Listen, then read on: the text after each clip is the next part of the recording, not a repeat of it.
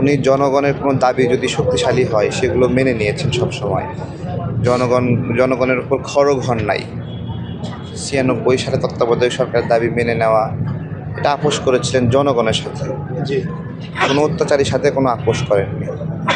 জনগণের সাথে ওনার আপোষ ছিল, আর যারা অত্যাচার করে তাদের সাথে আপোষহীনতা ছিল। তিনি মারা গেলেন, আমরা আন্দোলন করতাম, চাইয়া থাকতাম বেগম জিয়ার দিকে, ভারপ্রাপ্ত চেয়ারম্যান তারেক রহমানের দিকে কী নির্দেশনা আসে, কী পরামর্শ আসে। গণ অভ্যুত্থানের মধ্যেও রাজনৈতিক দলগুলোকে নিয়ে একটা গোপন মিটিং হয়েছিল।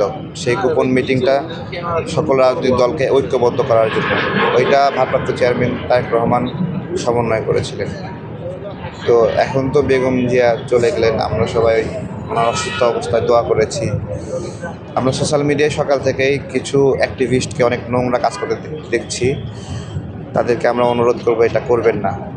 আমরা নিজে চোখে দেখে গেছি উনি বেঁচে ছিলেন, শুধু আমরা না, সকল রাজনৈতিক দলের প্রধানরাই এটা নিজ চোখে দেখার সুযোগ হয়েছে। উনি নড়াচড়া করছেন, হালকা হালকা মৃদু সুরে কথা বলছেন, তো এগুলো একটা সত্য, ঠিক আছে। বিভিন্ন বিক্ষিপ্ত বক্তব্য নিয়ে যারা পচা ছড়াচ্ছে এটা ঠিক করছেন না। সবাইকে দোয়া করতে বলবো, ইনশাল্লাহ।